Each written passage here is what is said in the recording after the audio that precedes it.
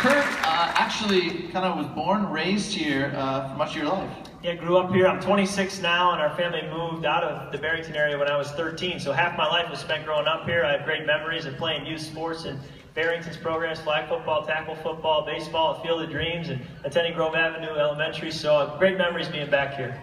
Just getting some Portillo's while you're back. Portillo's, Pizza Factory.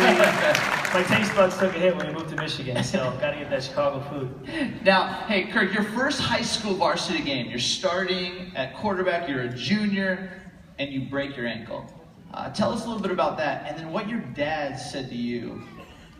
Yeah, football was always my favorite sport. It was always my passion. I played other sports, loved the other games, but football is my favorite. So had the opportunity to play on the varsity as a junior in high school for the first time, and it was a dream come true to be the varsity starting quarterback as a junior. In the first game, in the first quarter, I get hit and break my ankle. And then I went to the hospital, had an x-ray, they confirmed that it was broken, and coming home from the hospital with the cast on my ankle, realizing that my junior season was over, I remember calling my dad to give him the bad news. And with tears in my eyes, I told him, Dad, you know, this season's over. And not only that, but my chance to be recruited to college, which tends to happen during your junior season, is shot. So you can almost kiss playing college football, or at least playing high-level college football, goodbye.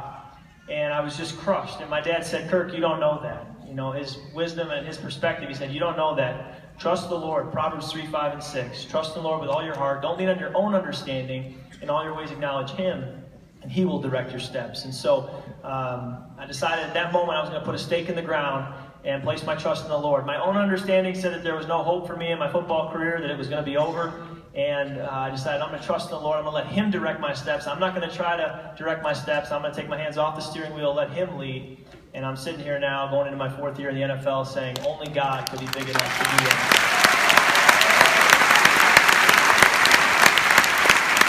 So you miss most of your junior year. You do phenomenally your senior year. I actually saw you play in high school. And then you end up at Michigan State. Tell us how that actually happened.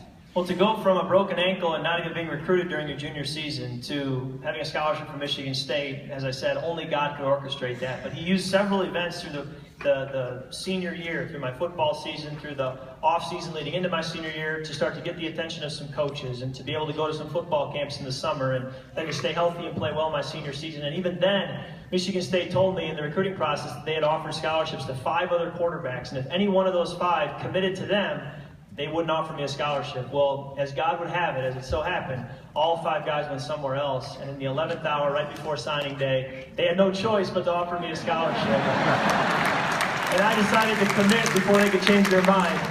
And when I committed and decided to go to Michigan State, made that easy decision, my dad again said, Kirk, put a stake in the ground because you said God couldn't do it. And here you are signing a scholarship. And not only that, but now going forward, Kirk, you need to look back at this moment because God has led you here. He has made it so obvious that He's orchestrated this. You can't take any credit. God brought you here. And going forward,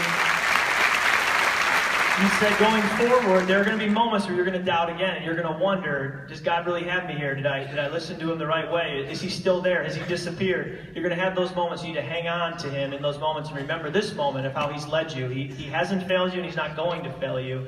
And football has continued to be a faith lesson for me through all the ups and downs. Oh, that's amazing. Well, any Notre Dame fans in the house?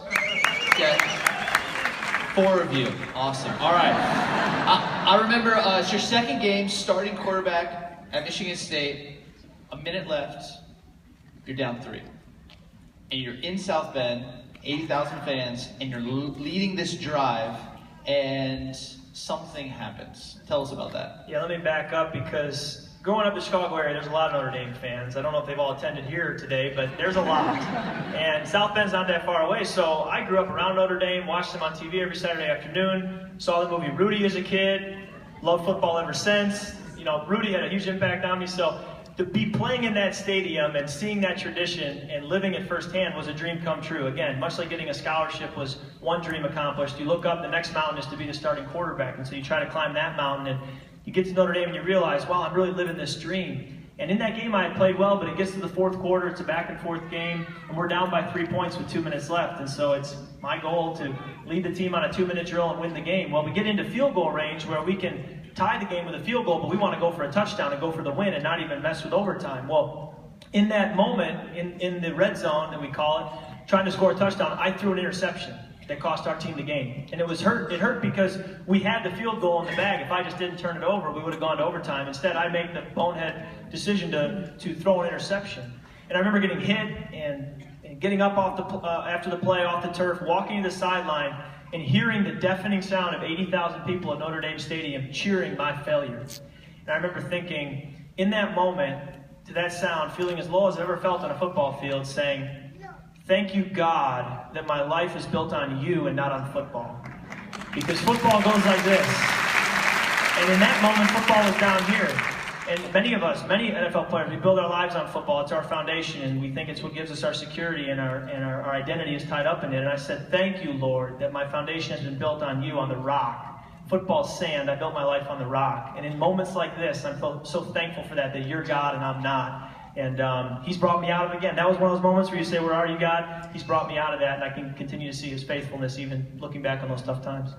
So moving to me about that play is I remember the following day reading about the game. I watched it and then kind of reading, and someone interviewed him after the game, and he said the exact same things. And it was one of the first times I saw your faith just being put on this platform to kind of share about your trust in God in any circumstances, and just had mad respect for you. Hey, any Wisconsin fans in here? All right. Remember October 22nd, 2011? No? Okay, let me remind you. It's 31-31, okay? 3 seconds left. It's actually 3rd and 1. 6th ranked Wisconsin, 16th ranked Michigan State. He's at the 50-yard line, and you throw a Hail Mary, and you defeat and upset Wisconsin. Take us back to that play.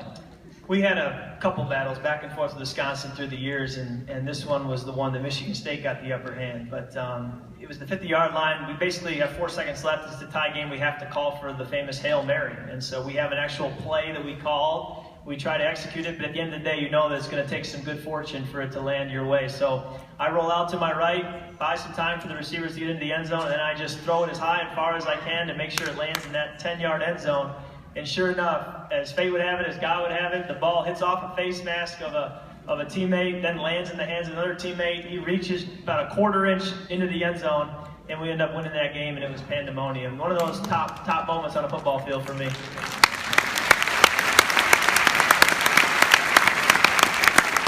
You have a stellar senior year. People are excited about the NFL draft for you. But during that draft process, your dad called a family meeting. What did he tell you?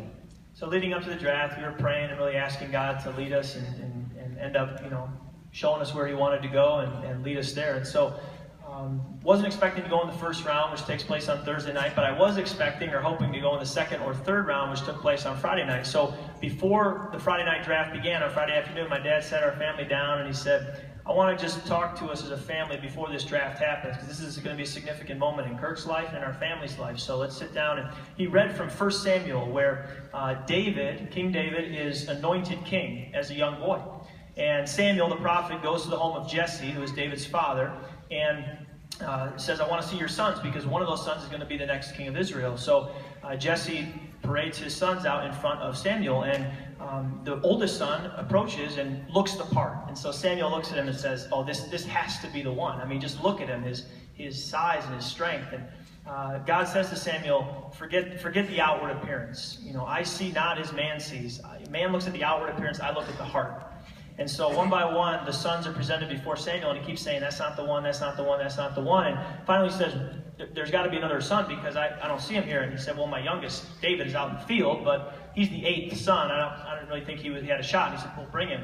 He brings him forward. God says, that's the one. And then the Spirit of the Lord came mightily upon David from that day forward. And my dad's point was, Kirk, that was sort of like a draft. They lined up the people. You evaluate them from an outward appearance. You say, all right, do you look the part? Do you look the part? Who are we going to pick?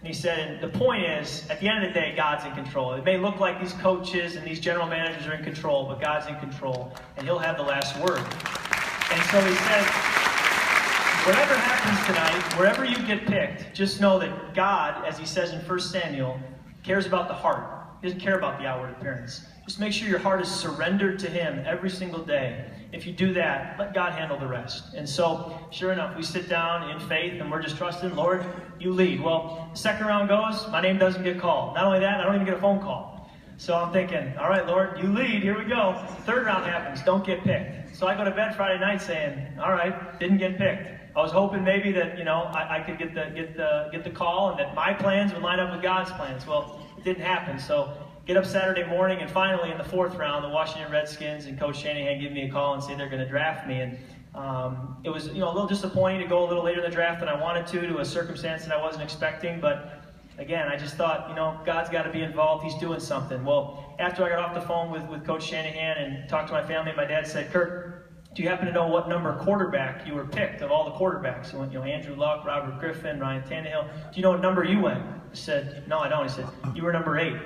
And David was the 8th son of Jesse. And he said, I think God is doing something. And he said, it may not mean Super Bowls, it may not mean a long career, but I think God's just kind of winking at you saying, Kirk, I'm in control. Don't give up. Don't think I've gone anywhere. I'm in control. You just keep trusting me and let me handle the rest. So I'm doing that. Love it. Are you ready for some rapid fire? Let's do it. Quickly. Okay. I've always wanted to do this. All right, favorite quarterback ever? I'm going to offend some Chicago Bears fans here, but Aaron Rodgers is my favorite. It's hard to do. I grew up a Bear fan, so it's tough for me to say too. What opposing player hits the hardest? I'm going to go with another guy from Wisconsin. Played against him in college and in the pros, J.J. Watt. He's pretty good. So. Favorite play to call in the huddle? My favorite play goes back to college. It was a good one for us. It was walk in the huddle and just go, all right, guys, we're going gun, empty rib switch, 53, X smash fade. Totally, yeah. Just nod your head. You know what he's talking about. Kirk, can you tell the difference between a football inflated to 13 PSI and deflated to 12? No comment. And next year, you're a free agent. I've got some papers in the back if you want to come back to the Chicago Bears.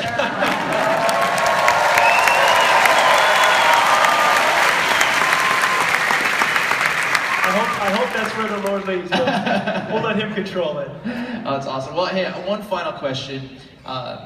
What I so admire about you is the way that you talk about your dad. And you guys have such an incredible bond. Would you mind sharing with us one of your favorite moments, one of those highlight reel moments that you and your dad have shared? Yeah, my dad, when I look back on a Father's Day and say, okay, what kind of impact did he have and what did it look like and how did he do it, I just feel like at the end of the day, for me, it was his example.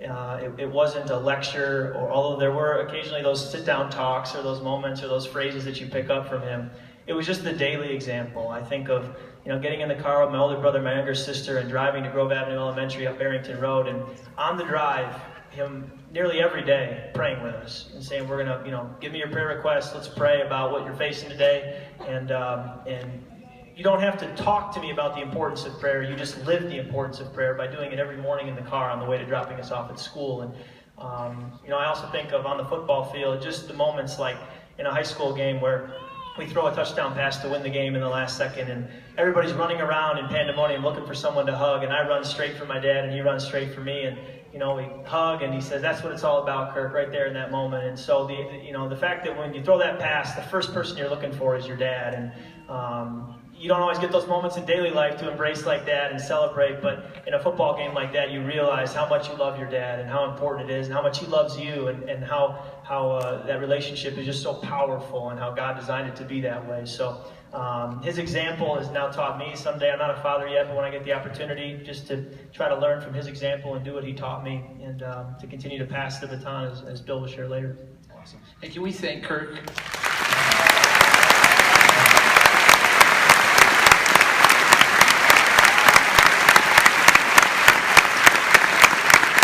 After the service, Kirk and I are going to be in the Lakeside Auditorium, and I'm going to ask him some more questions. And he's got the book Game Changers, and he'll be doing a book signing. So feel free to join us there and meet him, and he'd love to meet you as well. So let's thank Kirk once more. Thank you.